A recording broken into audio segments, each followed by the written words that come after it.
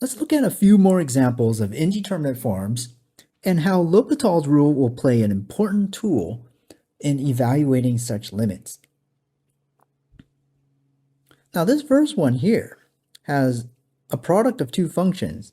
There's the first function, and here is the second function.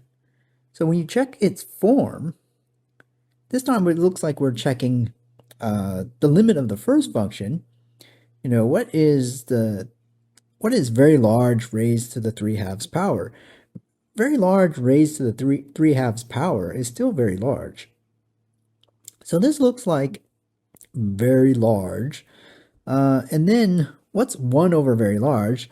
1 over very large is actually approaching 0. So that means sine of 0. You know, what is about sine of 0? I shouldn't say what is about. What is sine of 0? Sine of 0 is 0. So this is actually very large. Very large times very small. Okay? Remember, very large and then very small. And so you check its form and it gets you that. Now I'm going to put this in a bubble because it really doesn't belong in your solution, but it does help you understand that you've checked the form correctly. So, wait a second. If you think about it, L'Hopital's rule requires a fraction. How come we have a product? Well, let's use our algebra skills and make it look like a fraction. So just use some simple rules of exponents and you manipulate this to look like a fraction. There it is. Check its form again. Now the form looks like very small over very small. And this allows us to use L'Hopital's rule. Fascinating. So we're going to analyze the limit this way. We're going to need the derivative of the numerator, which requires a chain rule. Derivative of the outside function evaluated at the inside function, which is just that right there, times the derivative of the inside function, which is this. Aha! The denominator, we just take the derivative. Ooh. And remember your rules of exponents. So if you need to, go off to the side again. Use some additional paper. Make sure you're able to evaluate this. X to the opposite of 2 over x to the negative 5/2. The language of exponents says subtract these exponents and notice you just get this. Whoa, that is so cool. That allows us to simplify. You know, we got to simplify this. We got to use our algebra, our mastery of algebra skills to realize this is now, it's just this. No problem. That's the function now. Can you check the form of this function? Why, certainly. 2/3 is just a constant. I wouldn't worry about that too much. But if you check the form, this says square root of very large is still very large. And what is cosine of 0? Cosine of 0 is 1. So what's very large times 1? Very large times 1 is still very large. This is a determinate form. So if this is a determinate form, we're done.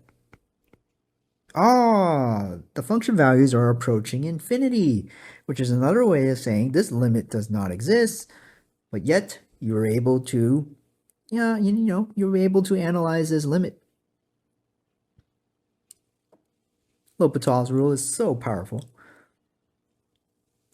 Let's look at this function. This function is very, very key. It plays a very interesting role in integral calculus, and it plays a very interesting role in the definition of a very famous, very, very famous transcendental number that you've already encountered. Okay?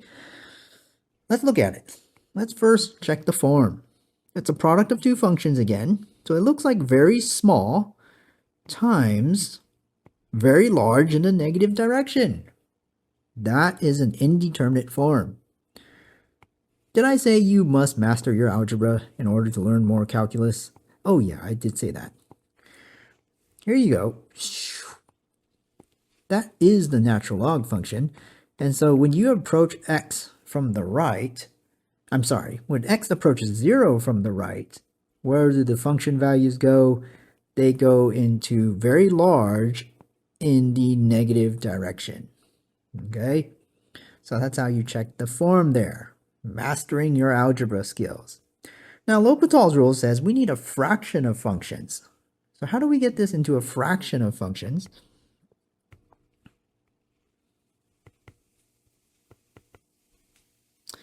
Well, by, once again, mastering your algebra skills. There we go. Let's check the form again. Whoa. This time, we have very large in the negative direction over very large in the positive direction. Once again, the mastery of algebra. You need to know your basic functions from algebra, like as if it's your cell phone number that you've memorized for your entire lives. There it is, right? That is the reciprocal function.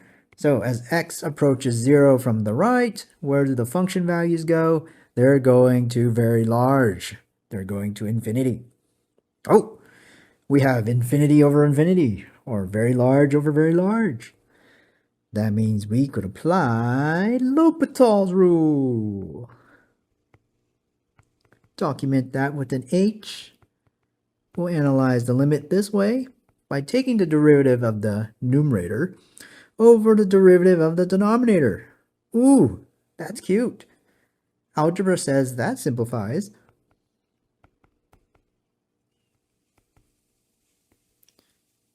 That's just the opposite of x. And check its form. If you check its form, you could actually evaluate that. Opposite of x is just a polynomial. So we'll evaluate this polynomial and we get our limit. 0 is definitely a finite number. Therefore, the limit of this function is actually 0.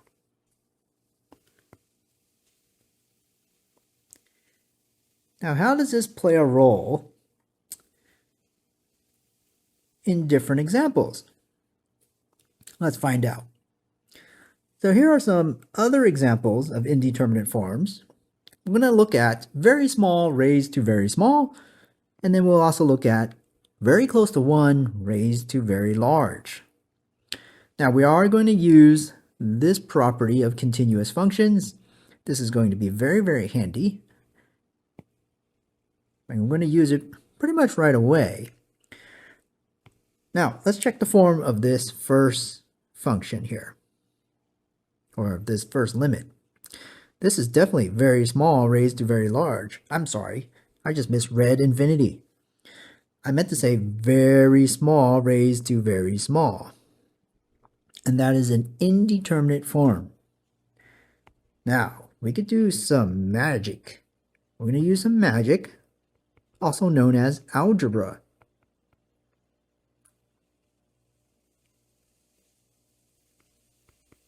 That's another way of writing x to the x. And we're going to use that hint from above. The fact that e to the x is a continuous function, I could write it like this. The exponent now has the limit.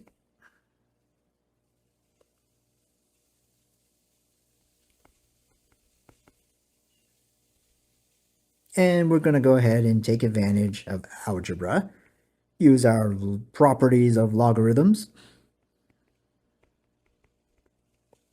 and we will analyze this limit.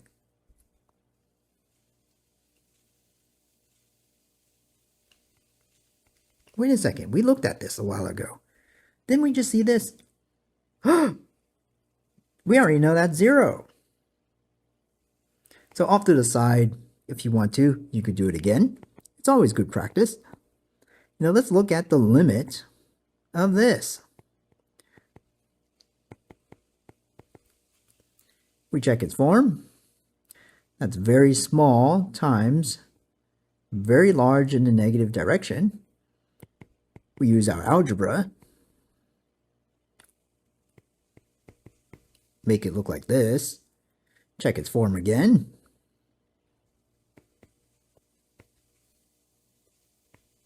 Now you have infinity over infinity. Allows you to use L'Hopital's rule.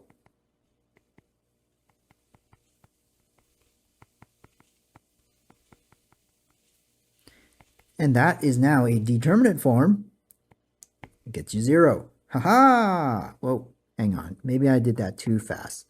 It's always good to practice. Write some very important steps. There. That will convince you that you'll get 0. That means I go over here. Go back to your main paragraph. Have base e is now raised to the 0 power. By definition and by rules of exponents, e raised to the 0 power is 1. Whoa. Therefore, the limit of this tower function as x approaches 0 from the right is in fact equal to 1.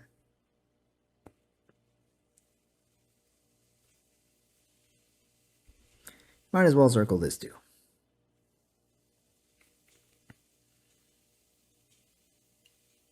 Let's look at this example.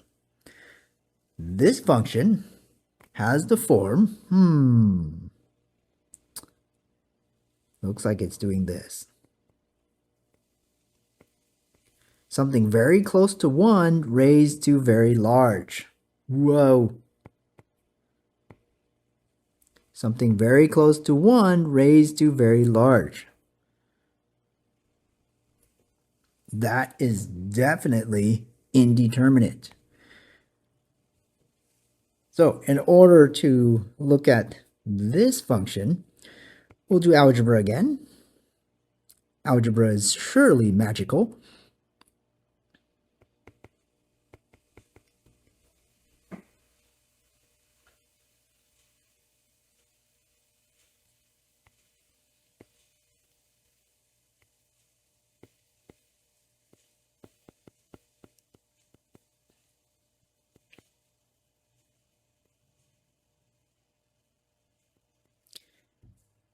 And that is another way of writing this function.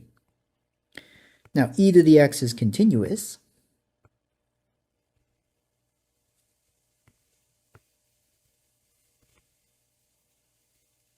So we're going to write the limit into the exponent now.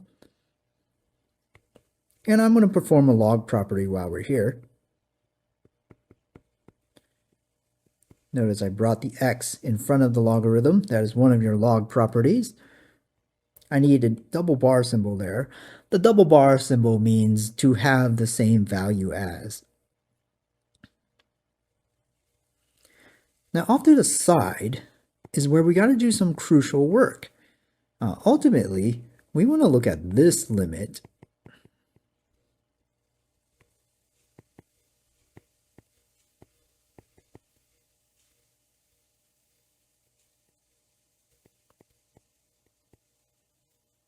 We want to look at this limit here. We'll go ahead and check its form. This looks like very large.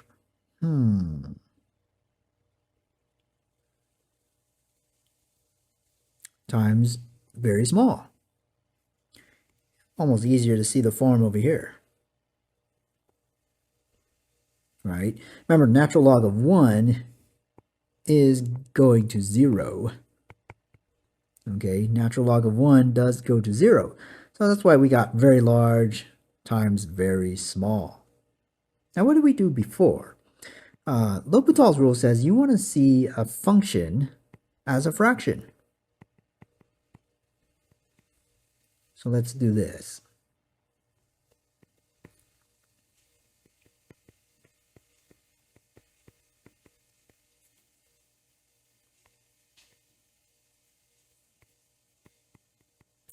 Let's check its form.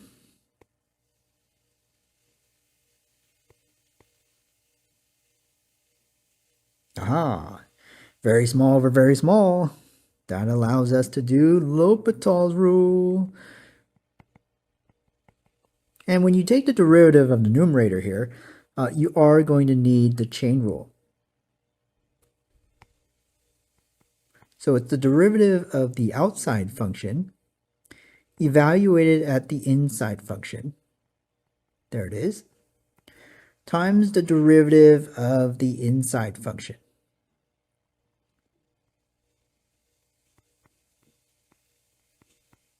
And that's the derivative of the inside function. All over the derivative in the denominator, which is simply that.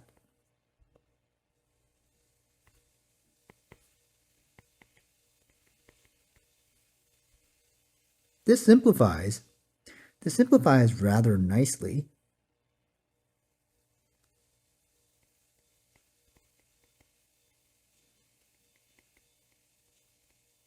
And this is not a very difficult limit. We need some algebra.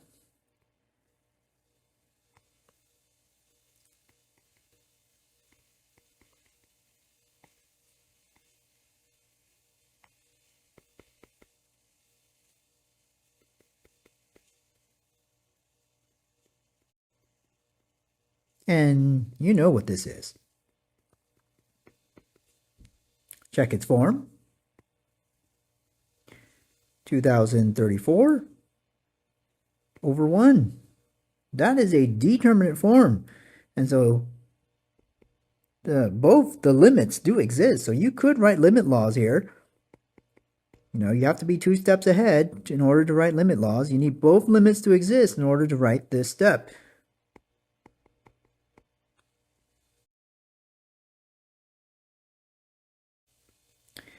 And this is very, very nice because that is 2034. Now you go to your main paragraph.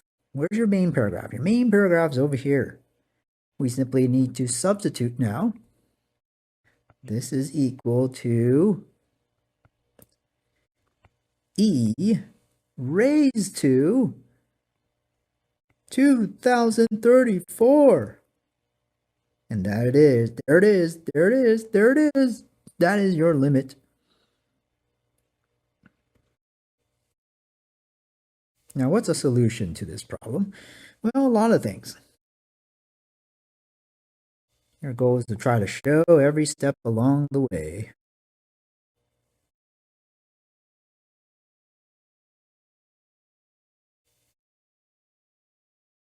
So here's a very interesting question for you. Can you figure out what this is? Can you show the work?